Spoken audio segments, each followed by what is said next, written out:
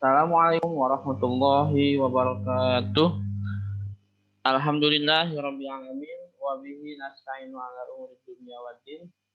Wassalatu wassalamu ala khairil khalqi Muhammadin wa ala alihi wa sahbihi ajmain. Anak-anakku sekalian, alhamdulillah pada pagi ini kita bisa melaksanakan pembelajaran jarak jauh di SDT Cahaya Konflik. Hari ini kita akan belajar mengenai muatan PPKN, kompetensi dasarnya KD 3.2 dan 4.2.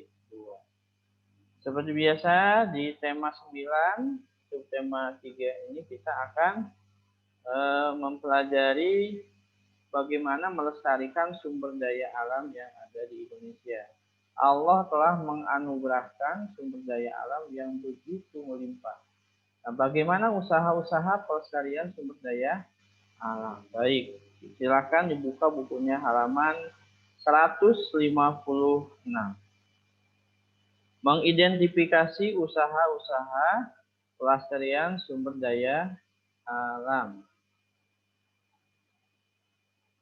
Sumber daya alam perlu dimanfaatkan secara bijak. Sumber daya alam yang ada di kita ada air, tanah, udara, barang-barang material, dan lain sebagainya. Itu perlu dimanfaatkan secara bijak. Selain itu, sumber daya alam tersebut perlu dilestarikan. Kenapa? Agar ketersediaannya masih dapat dimanfaatkan oleh generasi berikutnya. Hal tersebut merupakan contoh hak dan kewajiban manusia terhadap sumber daya alam di lingkungan sekitar, ya. Jadi, melestarikan sumber daya alam itu adalah kewajiban ya kita. Kita mendapatkan sumber daya alam itu adalah hak. Contoh, sumber daya alamnya air, bersih. Ya, hak kita apa? Menggunakannya untuk keperluan, minum, memasak, mencuci, apalagi mengairi kolam, mengairi sawah.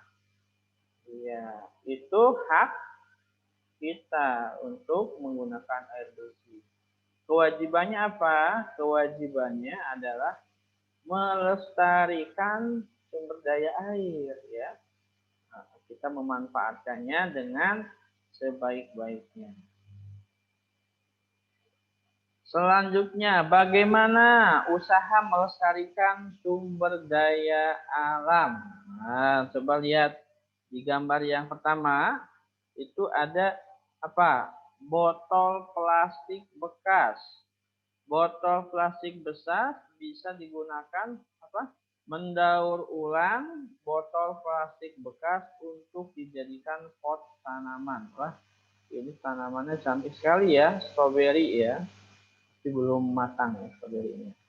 Nah, sampah-sampah plastik botol bisa dimanfaatkan sebagai pot ya, didaur ulang menjadi pot untuk tanaman. Kemudian di gambar yang kedua, menggunakan energi alternatif seperti cahaya matahari untuk pembangkit listrik. Nah, daerah kita daerah panas ya, daerah tropis itu 12 jam matahari bersinar. Maka sangat bijak kalau menggunakan energi alternatif ya, untuk dijadikan pembangkit listrik. Coba nanti di rumah bilang ke ayahnya, ya pasang ini dong, solar cell, biar ada energi cadangan buat ngetes HP kalau mati lampu. Nah, ini energi matahari harus kita manfaatkan.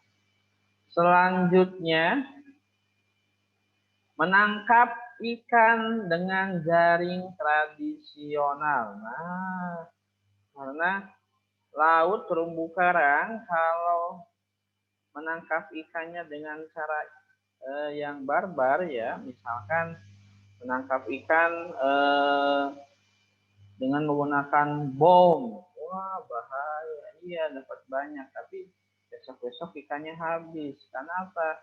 Habitatnya, terumbu karangnya habis. Nah, kamu bisa beli tuh di pinggir tambak dahan, ada yang jualan jaring tradisional ya. Namanya bahasa daerahnya ada kecrek ya, ada lintar, ada juga jala ya. Jaring penangkap ikan tradisional. Kemudian gambar yang keempat, menanam kembali lahan yang gundul atau reboisasi. Coba lapangan yang gundul atau hutan yang gundul kita tanami pohon. Nah, kita tanami pohon supaya apa? Supaya tetap rindang, tetap hijau, udaranya sejuk. Nama lain dari menanam kembali lahan yang gundul adalah reboisasi. Mari kita lanjutkan ke pelajaran halaman berikutnya. Kita akan baca halaman 157 ya. Oke, disimak baik-baik bacanya. Garuda gandeng TNI AL tanam 2.400 terumbu karang di Laut Ambon. PT Garuda Indonesia Persero bekerja sama dengan Pangkalan Utama TNI Angkatan Laut Lantama ke-9 Ambon dan Panitia Hari Pers Nasional atau HPN tahun 2017 Lantamal ke-9 Ambon melakukan transplantasi karang atau pembibitan karang di Pantai Batu Kuda ya. Di Pantai Batu Kuda Tulehu, Kecamatan Salahutu, Pulau Ambon pada hari Rabu tanggal 8 Februari 2017. Kegiatan yang bertujuan untuk melestarikan terumbu karang dan biota laut ini ikut melibatkan berapa? 100 penyelam TNI Angkatan Laut dan berbagai komunitas penyelam di Maluku. Untuk terumbu karang ya kita siapkan 2.400. Nanti penanamannya dilakukan secara bertahap oleh penyelam, kata Wakil Presiden Corporate Communication Garuda Indonesia Beni S. Butar kepada wartawan di lokasi pembibitan karang. Selain melakukan pembibitan karang, PT Garuda dan TNI AL juga menanam 18.000 anakan bakau atau mangrove. Ini akan berlangsung hingga tanggal 10 Februari 2017. Kegiatan yang dilakukan ini bertujuan untuk melestarikan Laut Maluku agar tetap lestari. Dengan begitu, akan ada manfaat ganda atau multiplier effect yang bisa mensejahterakan masyarakat. Sementara itu, Komandan Lantamal ke-9 Ambon, Laksamana Pertama Nursini menjelaskan, penanaman mangrove dan juga pembibitan terumbu karang merupakan bentuk kepedulian pihaknya untuk melestarikan biota laut yang ada di Maluku.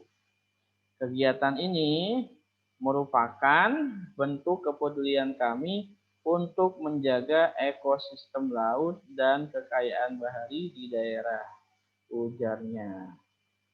Baik, kita akan menjawab soal-soal berikut berdasarkan teks Garuda Gandeng TNI Angkatan Laut tanam 2.400 terumbu karang di Laut Ambon. Coba dinyalain mikrofonnya Dedi Alfian, dibaca nomor 1. Apa tujuan kegiatan penanaman terumbu karang dan merokok oleh PT Garuda Indonesia dan TNI Al berdasarkan teks di atas? Ya, tujuannya apa? Ya, tujuannya satu, tujuan kegiatan penanaman terumbu karang oleh PT Garuda adalah melestarikan laut, ya, melestarikan laut,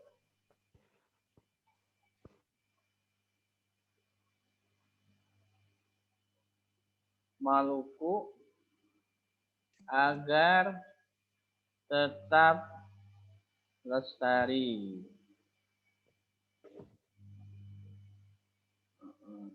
Dengan begitu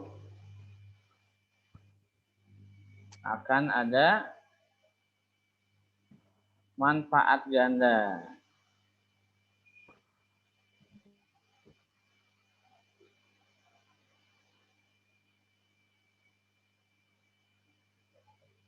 Yang bisa mensejahterakan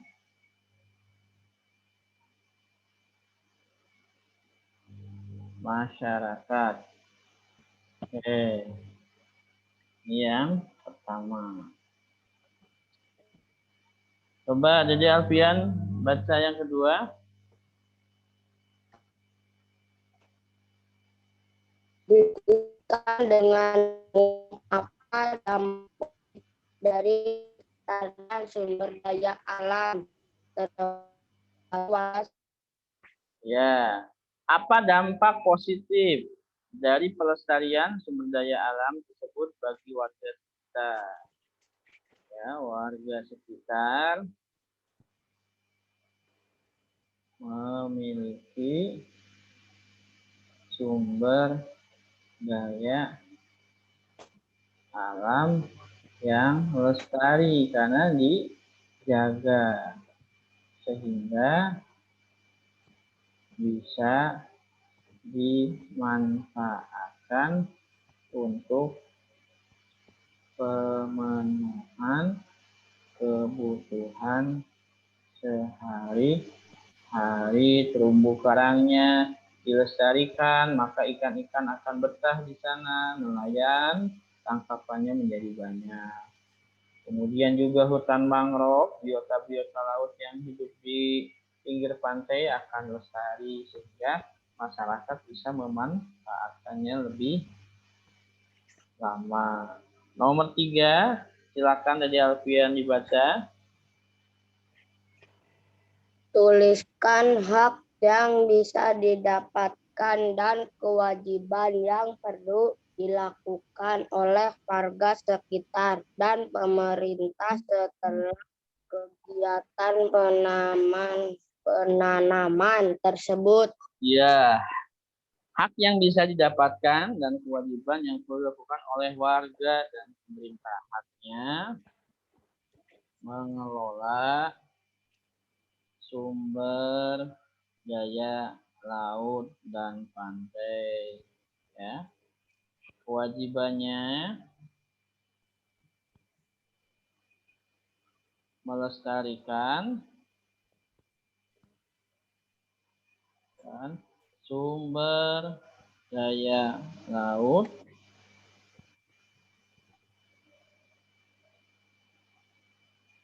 supaya tetap lestari. Oke. Baik, di sini kita selesaikan, sudah menyelesaikan pelajaran PPKN.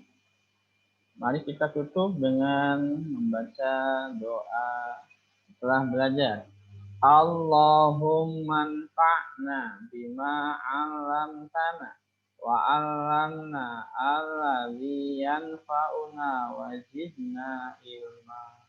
Terima kasih. Wassalamualaikum warahmatullahi wabarakatuh.